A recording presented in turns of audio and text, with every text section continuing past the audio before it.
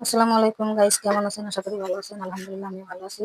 আজকে সকালে আমি বাজারে যে ভালো একটা মাছ পাইনি, তো মুরগি নিয়ে এসেছি আর কচু শাক। আজকে আমার দুপুরের খাবার মুরগি আর কচু শাক। তো কচু শাকটা ভাত দেওয়ার জন্য উঠিয়ে দিছি। মুরগি রান্না করা হয়ে গেছে, তো কচু শাকটা সিদ্ধ হয়ে গেলে বাগার দিব। কচু শাক সিদ্ধ হয়ে আসছে, আর একটু হইলে বাগার দেবো কচু শাকটা।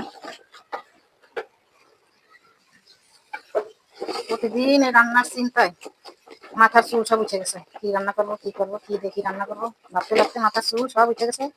আর একটু উঠলে মনে হয় ক্রিকেট খেলার মাঠ হয়ে যাবে না, ভালোই হবে না। সরকার থেকে টাকা পাবেন, আর কি চিন্তা নেই। আমার ফ্যামিলির মানুষ খালি খাওয়ার জন্য আছে, কাজের মানুষ নাই, খাওয়ার মানুষ আছে।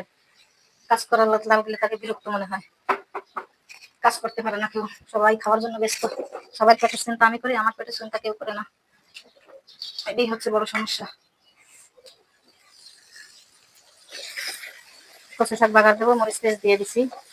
লাল হয়ে গেলে কচু শাকটা ঢেলে দেবো, নাড়াচাড়া দিয়ে পরে নামাবো। আমার কচু শাক বাগার দেওয়া হয়ে গেছে। কচু শাক অনেক তেল হয়েছে শাকের মধ্যে। আসলে কচু শাক তেল অল্প দিলেও সেই মনে হয় যে তেলের পরে বেশি দিচ্ছে। একটু নাড়াচাড়া দিলেই তেলটা মিষ্টি হয়ে যাবে। মিষ্টি হয়ে গেছে, সমস্যা নেই।